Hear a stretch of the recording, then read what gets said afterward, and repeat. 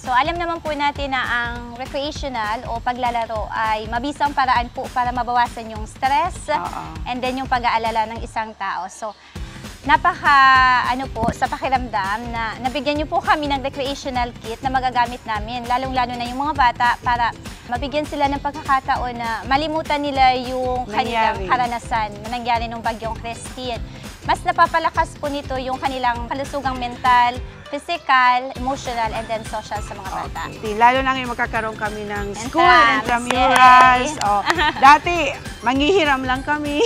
Noon, parang imagination. Yes, kasi papakita sa lang po namin picture sa lang. TV, sa picture. Yung sa laptop. O kaya imagination na may bola ngayon. Laro tayo ng ganito. Kaya nang dumating ang UNICEF, maraming salamat po. Thank you po. Kasi mayroon na kaming gagamitin na sa intramurals namin, pwede na kami maglaro ng volleyball, may basketball pa. Okay, lahat kompleto. At hindi lang po dyan, hindi lang namin magagamit yan sa paglalaro ng mga bata. Maaari rin po yung magamit namin sa pagtuturo para mas maging aktibo at mag-enjoy talaga yung mga bata sa talakayan.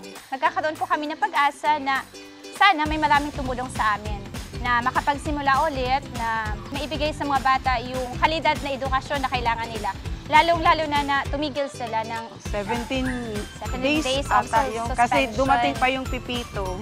Pagdating yung araw na nakita ko sila, masaya po ako kasi kahit papaano kumpleto yung bata na tinuturuan ko. Walang nadisgrasya, walang nalunod. Masaya po makita sila na okay sila. Pero yung mga kwento nila, nakakaano po ng damdamin na yung ganun pala yung karanasan nila. Mas mahirap pa pala yung karanasan nila kaysa sa akin. Kaya dapat pala kayanin ko para sa kanila.